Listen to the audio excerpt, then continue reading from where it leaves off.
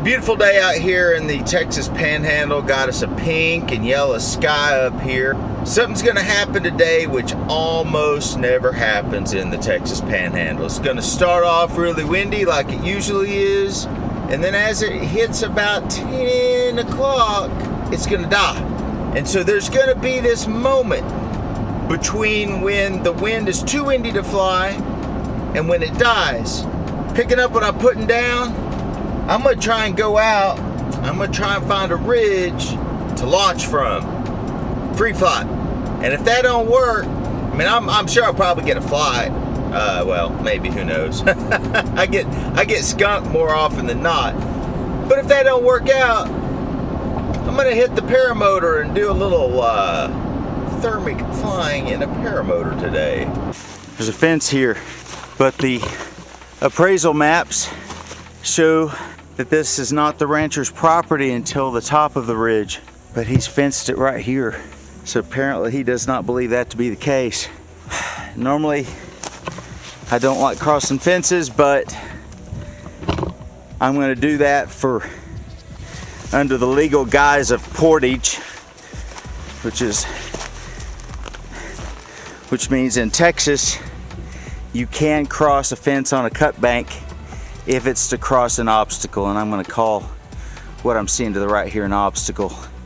This is really unfortunate because the top of that ridge is probably fenced then, and this is a double ridge, and that's what would have made this a good ridge, is that the first ridge is only like 200 feet, but that third one gets you almost to 300 feet, and 300 feet seems to kind of be close to the magic number here. Doesn't mean the official maps are right, but it wouldn't be the first time that a property owner's gotten overzealous with a fence line. Fact is, I'm almost sure of it. It might be that the way the law is worded, it is his land up to the cut bank. I don't know. And the maps are just there as a general idea. Would be nice if they were very accurate though. I've gone across the fence long enough to portage over the oh, damn it. Caught my tippy toe on a thread of fence. Danged old barbed wire. And it's, you can see here that barbed wire is just kind of out in the other side where it's broken. I can still take a sledder here, but I was certainly hoping to go up that tall ridge. But if he's fenced it, I'm not going to. There's another fence up there.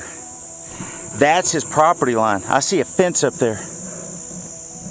So that means this is either an old fence or this was done by the National Park Service to keep vehicles out.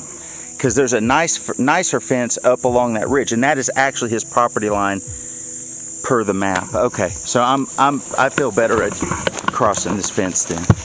I mean, they do have to keep the vehicles out, and I understand that. Thorny stuff. Actually, there's a little spot here. Let's look here. It's a little, I don't know if it's big enough, but there's a little face here. I like this. Other than the rocks, there's nowhere to go. I don't know if it's enough space to lay my wing out. But this is it. This is our opportunity.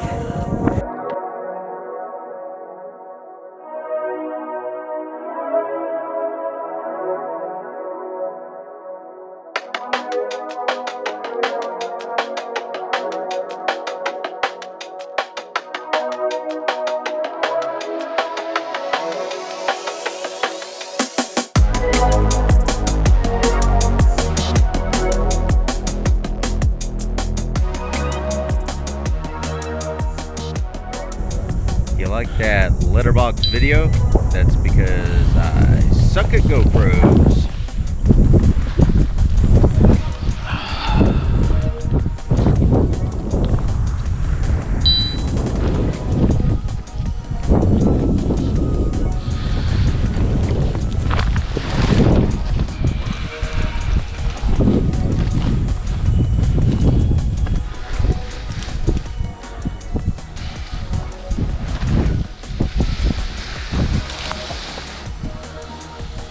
All right, looking good.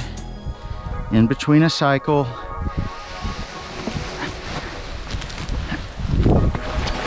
Oh, little trip, but that's okay.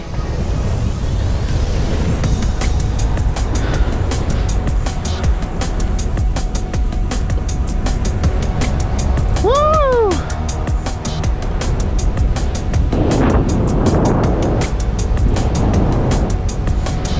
It's gonna be a sledder.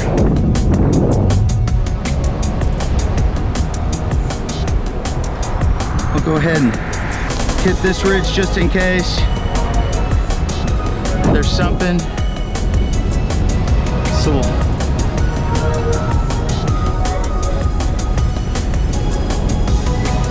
nothing. That's okay.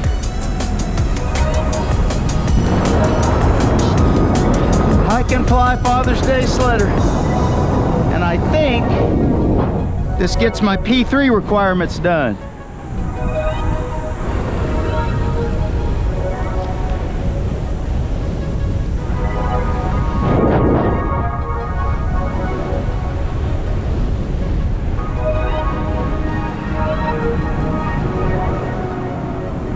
Wind direction's changed a little bit. No wonder.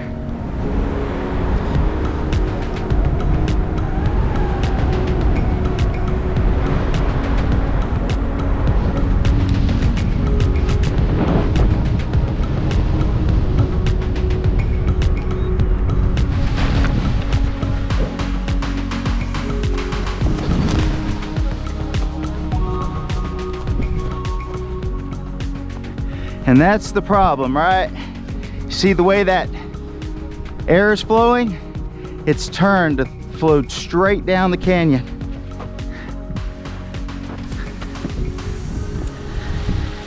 And that's okay. Whew. I may have just gone off the wrong ridge, but that's okay.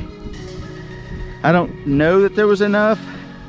I suppose if I would have just picked it up and kited it for a little bit, waited for a cycle to come, that might have been the trick, but that's okay.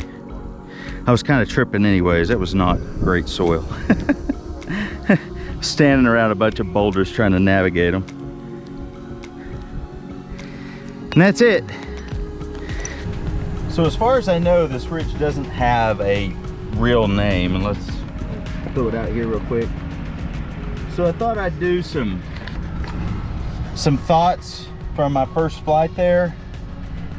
It's legally sketchy a little bit because there's a fence, but that fence is not the property line. That fence is on public lands, but that fence is very old and very dilapidated. And then if you go up higher past that fence, there is a nicer, newer fence, and that does match what the tax records and everything say that the property line should be. So if you don't like crossing fences, don't go to the Rosita Ridge. Second of all, there's a water crossing. You do have to have a truck. It should be four-wheel drive for sure. You are going to have to go through sand. Don't stop in the sand. You will sink in the sand, and everybody will laugh at you until someone pulls you out. You may want to make sure that you have a Texas OHV sticker on your vehicle.